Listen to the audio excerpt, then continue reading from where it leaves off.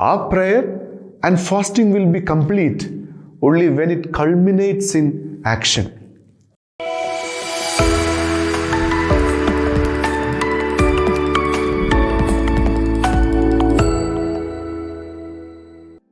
Today, we begin the holy season of Lent. This is the time when we walk more closely with Jesus in prayer, fasting, and almsgiving. Firstly, praying to God in this holy season is nothing but reconciling with Him, confessing before Him that, Lord, I am weak, I am fragile, and I am unworthy. We read this in today's second reading, where St. Paul reminds us, we implore you on behalf of Christ to be reconciled to God. This realization comes from faith. There is always a tendency to fall into pious activities alone. It concentrates more on external activities, not internal relationship with God. It is just an element of expression of faith. What is more important is the personal relationship with God that is rooted in faith. Secondly, fasting. The fasting that we do must be the result of prayer and an action of realization.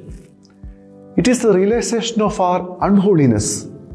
It is the realization of our impurity that has crept in when we have easily given up ourselves to the temptations. Therefore, our fasting should result in self-transformation. Through today's first reading, Prophet Joel exhorts us. Lord declares, rend your hearts, not your garments. Why one should rend his heart? St. Matthew answers this question in chapter 12, verse 34. For out of abundance of heart, the mouth speaks. So now then, the transformation takes place from unholiness to holiness and from impurity to purity. Finally, the almsgiving that we do must be out of charity. In other words, the poor have the right to it. Our prayer and fasting will be complete only when it culminates in action. The sacrifice that we make during this season achieves meaning when the benefit of it is shared with others.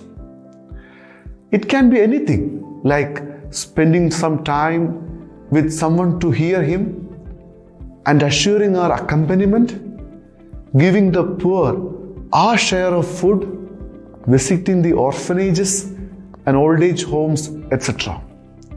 St. James, in his letter, chapter 2, verse 26, strongly affirms this.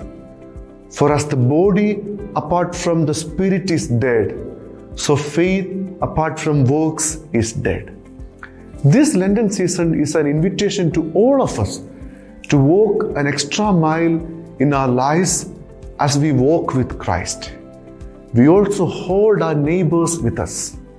May God bless us all throughout this Lenten season to celebrate this Easter in a worthy manner. Amen.